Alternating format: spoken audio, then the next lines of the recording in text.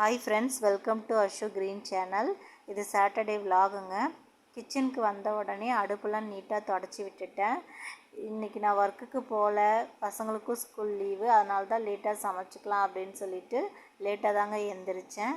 எந்திரிச்ச உடனே கொஞ்சம் டயர்டாக இருக்குன்னு சொல்லிட்டு காஃபி போட்டு குடிச்சிட்டு சமைக்கிற வேலையை ஸ்டார்ட் பண்ணலாம் அப்படின்னு சொல்லி செஞ்சிட்ருக்கேங்க. கிச்சன் இந்த மாதிரி நீட்டாக க்ளீனாக இருந்தால் தான் எனக்கு ரொம்ப பிடிக்கும். பாத்திரத்தெல்லாம் நான் எப்பயுமே நைட்டே வாஷ் பண்ணி வச்சுருவேன். ஏன்னா காலையில் 7 o'clock போது பசங்களும் ஸ்கூலுக்கு கிளம்பணும், நானும் ஒர்க்குக்கு கிளம்பணும். அதனால் எப்பயுமே பாத்திரத்தெல்லாம் நைட்டே நான் வாஷ் பண்ணி வச்சுருவேன். அப்போ தான் எனக்கும் வேலை காலையில் செய்கிறதுக்கு ஈஸியாக இருக்கும். காலையில் நம்ம தூங்கி எந்திரிச்சு கிச்சனுக்குள்ளே நுழைஞ்ச உடனே ஒரு பாசிட்டிவான வைப்ரேஷன் கிடைக்கும். கிச்சன் க்ளீனாக இருந்தால் மட்டும்தான். எனக்கு இந்த மாதிரி கிச்சன் நீட்டாகவும் க்ளீனாகவும் வச்சுக்கிறது ரொம்ப பிடிக்கும். எனக்கு காஃபி குடிக்கிற பழக்கம்லாம் இல்லைங்க. இன்றைக்கி கொஞ்சம் தலைவலி, கொஞ்சம் டயர்டாக இருக்குது. ஸோ அதனால் கொஞ்சம் காஃபி போட்டு குடிச்சிட்டு நம்ம சமைக்கிற வேலையை ஸ்டார்ட் பண்ணலாம் அப்படின்னு சொல்லிட்டு காஃபி போட்டுட்ருக்கேங்க. நான் காஃபி போட்டுட்ருக்கும் போது என்னுடைய பையன் அம்மா உங்களுக்கு எதனா ஹெல்ப் பண்ணட்டுமா அப்படின்னு சொல்லி கேட்டான். காய்கறி மட்டும் கொஞ்சம் கட் பண்ணி கொடுப்பா அப்படின்னு சொல்லி சொன்னேன். காஃபி போட்டு குடிச்சிட்டு தாங்க நாங்கள் சமைக்க ஸ்டார்ட் பண்ண போகிறோம்.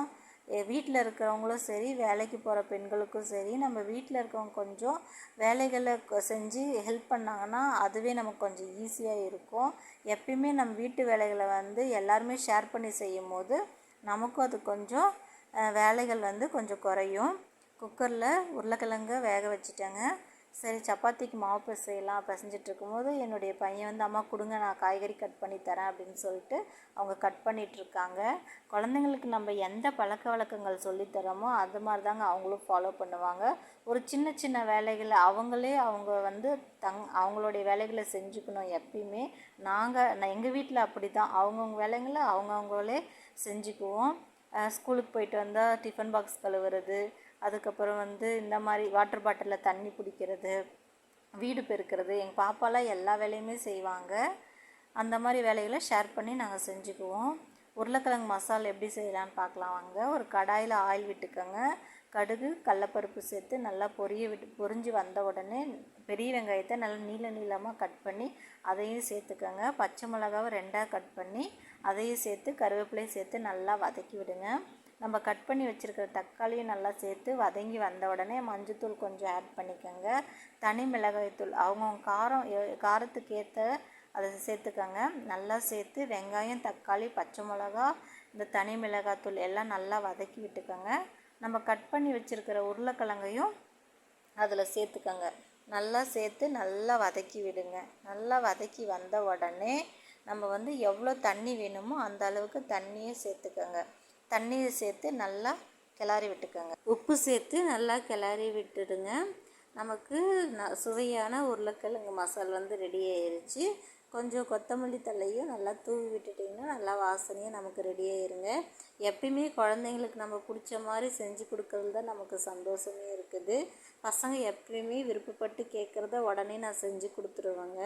இன்றைக்கி ஸ்கூல் லீவுங்கிறதுனால கொஞ்சம் லேட்டாக எழுந்திரிச்சு ரிலாக்ஸாக சமைச்சு கொடுக்கறது ஒரு ஹாப்பியாக இருக்குது. ஆனால் நம்ம வேலைக்கு கிளம்பும்போது ஹரிபரியாக நம்ம கிளம்பிகிட்ருப்போம் ஒர்க்குக்கு. அந்த டைமில் அவசரமாக காலையில் எந்திரிக்கணும், சமைக்கணும், பசங்களை ஸ்கூலுக்கு ரெடி பண்ணணும், நம்மளும் ஒர்க்குக்கு போகணும் அப்படின்னும் போது பயங்கர டென்ஷனாக இருக்குது. இன்றைக்கி கொஞ்சம் எனக்கு ஏதோ ரிலாக்ஸாக இருக்கிற மாதிரி இருக்குது. நான் உருளைக்கிழங்கு மசால் ரெடி பண்ணிட்டேங்க. சப்பாத்தி தேய்ச்சி சாப்பாடு கொடுத்துட்டு ஹஸ்பண்ட் ஒர்க்குக்கு கிளம்பிடுவாங்க.